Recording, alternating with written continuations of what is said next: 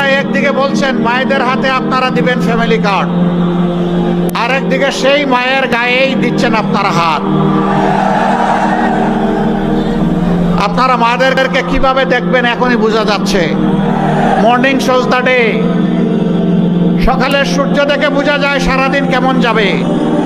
উঠের আগের হালত দেখে বোঝা যায় কেউ নির্বাচিত হলে আগামীটা কেমন হবে। মনে রাখবেন, সেদিন যেমন ঢাকা বিশ্ববিদ্যালয়ের আমাদের মেয়েদের গায়ে হাত দেওয়াকে জাতি ক্ষমা করে নাই, গর্জে উঠেছিল, ফুঁসে উঠেছিল, আজকেও মেয়েদের গায়ে হাত দিচ্ছেন, নিজেদের কবর রচনা করবেন। আমরা অনুরোধ করব, মেয়েদের গায়ে হাত দিবেন না, মেয়েদেরকে অপমান করবেন না, কারণ আপনারও মা আছেন। আপনার মাকে সম্মান করুন, তাহলে আপনি সারা দেশের মাদেরকে সম্মান করতে পারবেন। আর যে নিজের মাকে সম্মান করতে জানে না, এদেশের একজন নারীও তার কাছ থেকে সম্মান আশা করে না। আপনারা দেখেছেন, মাথা গরম হওয়ার কারণ আছে।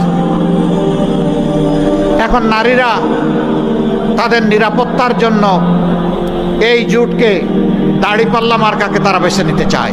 গণতন্ত্রে বিশ্বাস করে থাকেন, তাহলে অন্যের মতামতকে প্রাধান্য অবশ্যই দিতে হবে।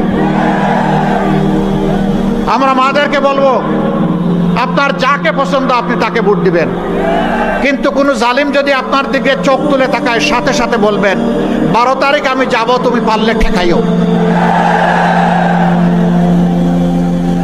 যে মায়েরা শরীফ উসমান হাদির মতো সন্তান জন্ম দেয়, আবরার ফাহাদের মতো সন্তান জন্ম দেয়, আবু সাইদের মতো সন্তান জন্ম দেয়, সেই মায়েরা আল্লাহ ছাড়া কাউকে পাত্তাই দেয় না।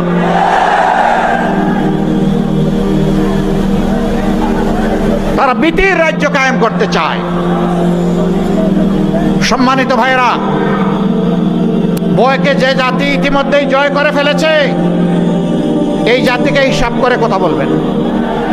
যদি সত্যিই গণতন্ত্রের প্রতি আস্থা থাকে, তাহলে নিজের কাজ নিজে করুন, অন্যটা তাকে করতে দিন। হ্যাঁ, কোনো প্রার্থী এবং তার সমর্থকেরা যদি নির্বাচনী আচরণবিধি লঙ্ঘন করে, তাহলে আপনি কে? আপনি এই অথরিটি যারা আছে, নির্বাচন কমিশনকে বলুন, রিটার্নিং কর্মকর্তাকে বলুন, অ্যাসিস্ট্যান্ট রিটার্নিং কর্মকর্তাকে বলুন, সরকারকে বলুন, কিন্তু আমাকে বাধা দেওয়ার আপনি কে? ইতিমধ্যে বাধার লক্ষণ আপনারা দেখতে পাচ্ছেন।